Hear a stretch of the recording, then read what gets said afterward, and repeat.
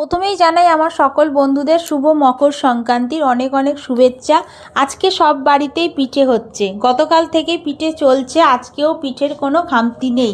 আজকে পিঠে বলতে আমি অনেক কিছুই বানিয়েছি, যেটা মেন হচ্ছে আজকে পিঠেটা খুব ভালো লাগে এই সময়। আর সকালবেলা ভাত করিনি, আজকে যেহেতু পুজো সেই জন্য কচুরি আর আলু কষা করেছিলাম। এইখানে কড়াইশুঁটির কচুরি বানিয়েছিলাম আজকে, তবে না অনেকটা দেরি হয়ে গেছে খাওয়া দাওয়া করতে, প্রায় 3টের কাছাকাছি রান্না করে খাওয়া দাওয়া করে উঠতে উঠতে আজকে একদমই বসার সুযোগ পাইনি, কারণ সারা দিনটাই পুরো কাজের চাপ।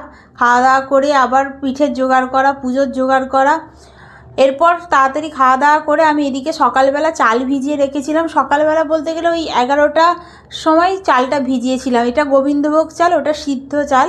সিদ্ধ চালটা হচ্ছে ওই আজকে পিঠের জন্য, আর এটা হচ্ছে অল্প করে বিউলির ডাল ভিজিয়েছিলাম সরু চাগলি পিঠে করার জন্য। এদিকে ডাল আর চাল একসঙ্গে আমি মিক্সিতে দিয়ে দিলাম। আগে কত অসুবিধা হতো, শিলনোড়ায় সবাইকে বাটাবুটি করতে হতো, আমার মা কাকিমাদের দেখেছি সারা দিনটা খুব কষ্ট পেতেন। আর এখন আমাদের কত সুবিধা হয়ে গেছে, মিক্সিতে বেটে নিয়েছি। আর এরকম পাতলা বেশ সুন্দর কিন্তু হয়। অনেকে বলে থাকে যে মিক্সিতে হয় না, কিন্তু মিক্সিতেও হয়। লবণ দিয়ে দিলাম আর ব্যাটারটা এই রকম করেছি, খুব পাতলা নয়, এবার এই রকম পাতলা করতে হবে। আর এইটা হচ্ছে তোমার সিদ্ধ চাল বেটে নিচ্ছি, এটা হচ্ছে আজকে পিঠের জন্য।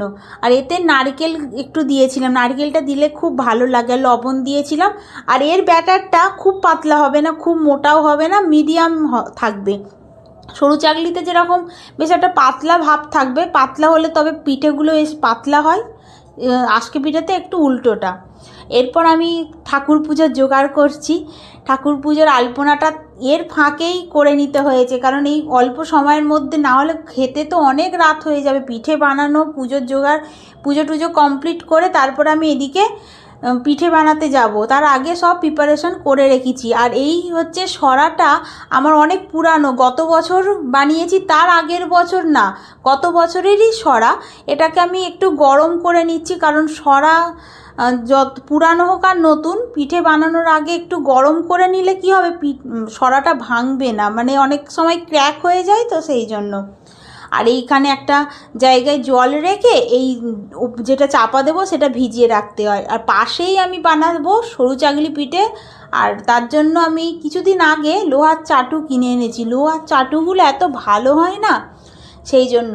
আর একটু অল্প একটু তেল লাগিয়ে নিচ্ছি, কারণ তেলটাই একবারই দেবো, বা আজকে পিঠেতে একেবারেই তেল লাগে না, কারণ আজকের খুলি না, প্রথম ওই তেল দিয়ে দিলাম, ব্যাস আর দিতে লাগবেই না। এই যে পিঠেটা কিন্তু দারুণ খেতে হয়। অনেকের নিয়ম আছে, যেমন আমার বাপের বাড়িতে নিয়ম আছে আজকে পিঠে করতেই হবে, আবার অনেক বাড়িতে নিয়ম নেই, পুলি পিঠে করতেই হবে। এরকম এক একটা বাড়িতে এক এক রকম নিয়ম। কি সুন্দর পিঠেটা ফুলে উঠেছে। আর ওইদিকে সরু চাগলি পিঠের জন্য আমি তাওয়াটা গরম করলাম, পিঠেটা বেশ উঠে গেল, তার মানে হয়ে গেছে। আর যদি না উঠতো, আর এই যে মাটির ফ্লেভারটা মাটির মধ্যে করলে কি হয়, এই যে কালো কালো ব্যাপারটা আছে না, মাটির একটা ব্যাপার, সেটা কিন্তু আজকে পিঠেতে সরাতে না করলে সেই জিনিসটা আসবে না। এবার মাটির জিনিস অনেকে ভয় পায়, কি করা যাবে, কিন্তু মাটির জিনিসের টেস্ট দারুণ। সরু চাগলি পিঠেও কিন্তু অনেকে মাটির হাঁড়িতে করে, তার টেস্ট অসাধারণ হয়। সেটা আমি করতে পারি না, আমার দিদি, আমার শাশুড়ি মা করতেন, আমার দিদি শাশুড়িও করতেন, কিন্তু আমি এখনও পর্যন্ত করতে ওটা পারিনি। আর এই যে উঠে আসছে মানে একদম ঠিকঠাক হয়ে গেছে। এইদিকে সরু চাগলি পিঠেটাও হচ্ছে, আর ওইদিকে আজকে পিঠে হচ্ছে তাড়াতাড়ি। তবে সরু চাগলি পিঠেটা হয়ে গিয়েছিল, আজকে পিঠেটা হতে অনেকটা সময় লাগে, কারণ সময় সাপেক্ষ ব্যাপার। এই যে উঠে আসছে মানে হয়ে গেছে। এরপর এই ব্যাটারটা কিন্তু এই রকম, একটু ব্যাটারটা আপনাদের দেখিয়ে দিচ্ছি, দেখুন এই রকম ব্যাটারটা হয়েছে, খুব পাতলা নয় আবার খুব মোটাও নয়, কারণ ব্যাটার, পিঠের মেন হচ্ছে ব্যাটার, চাল না হলে পিঠে ঠিকঠাক হবেই না। আর এত কষ্ট করে জিনিসটা করাটাই বেকার হয়ে যাবে। আর আগে না ওই সরু চাগলি পিঠে বানানোর আগে তেলটা ভালো করে ওয়াশ করে দিতে হবে, তারপর সব কিছু পিঠে হয়ে যেত। আমি এদিকে গুড় এনেছি, এটা বাড়ি থেকে, এটা হচ্ছে দারুণ গুড়, নলেন গুড়, যেটা আমাদের ওখানে আমাদের বজবজে পাওয়া যায়, অসাধারণ টেস্ট, খুব সুন্দর টেস্ট। এবারে বাড়িতে গিয়ে আগে গুড় নিয়ে এসেছি, আর দুধ পুলি না, এটা হচ্ছে আজকে দুধে আজকে করবো না, আজকে পিঠে করেছি মানে দুধে আজকে করবই, সেই জন্য দুধটা আগে একটু ঘন করে নিয়েছি, তারপরে লাস্টে দিয়ে আর অত শেষে দিয়ে দিচ্ছি গুড়, কারণ আগে গুড় দিলে কেটে যাবে সেই জন্য। আর দুধে আজকে খেতে দারুণ লাগে, যেমন দুধ পুলি দারুণ টেস্টি হয়, সেরকম দুধে আজকে খেতে অসাধারণ লাগে। আর গুড়টা, যে গুড়টা পাটালি গুড়টা, সেই গুড়টাকে আমরা অল্প একটুখানি জল দিয়ে পাতলা করে নেব, আর সামান্য দেব এলাচ, দারুণ টেস্ট হয়। যারা যারা ওই লিকুইড গুড়টা নিয়ে আসতে পারে না বা খেতে পারে না, তারা পাটালির গুড়টা নিয়ে আসেই।